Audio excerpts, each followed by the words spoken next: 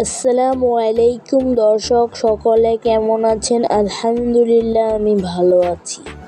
So guys, আজকের ভিডিওটি হচ্ছে গিয়ে 743 আপ 744 ডাউন আন্তনগর ব্রহ্মপুত্র এক্সপ্রেসকে নিয়ে, যেই ট্রেনটি নাকি 1987 সালে 17 জুলাই উদ্বোধন হয় এবং কি 2020 সালে নতুন করে পিটিনকা র্যাক প্রদান করা হয়। সো এই ট্রেনটির ব্যাপারে আজকে আপনাদের ডিটেলস দিব এবং এই ডিটেলসটি হচ্ছে গিয়ে শ্রীপুর রেলওয়ে স্টেশনকে নিয়ে। তো অনেকেই ওই শ্রীপুর উপজেলায় থাকেন, তারা আন্তনগর ট্রেনে যেতে পারেন না, কারণ ওইখানে আন্তনগর ট্রেন স্টপেজ দেয় না।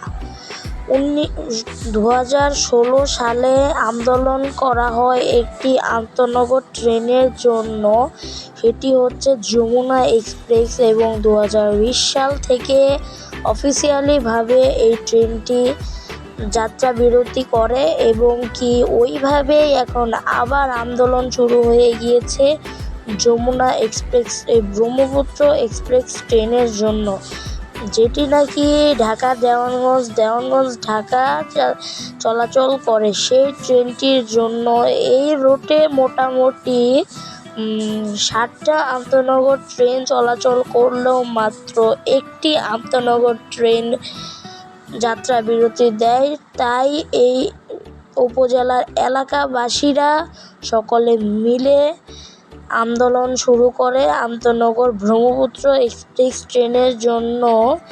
এই ট্রেনটি এখানে রাত্রিকালীন ঢাকা থেকে 8:30 একটি আনঅফিসিয়াল যাত্রা বিরতি দেয় এবং কি দেওয়ানগঞ্জ থেকে আসার সময় সকাল 11টার সময় একটি আনঅফিসিয়াল যাত্রা বিরতি দেয়। তবে এখানে আপনারা কোনো আপ ডাউন ট্রেনের টিকিট পাবেন না, কেননা এখানে অফিসিয়ালভাবে ট্রেনটি যাত্রা বিরতি করে না। তবে কিছুদিনের মধ্যেই এই ট্রেনটি অফিসিয়ালভাবে যাত্রা বিরতি দেবে, কিংবা যাত্রা বিরতি এখান থেকে সরানো হবে একটি মিটিং কিংবা আলোচনা করে এখানে এই যাত্রা বিরতির বিষয়ে কথা বলা হবে। তবে এই ছিল আজকের ভিডিওটা।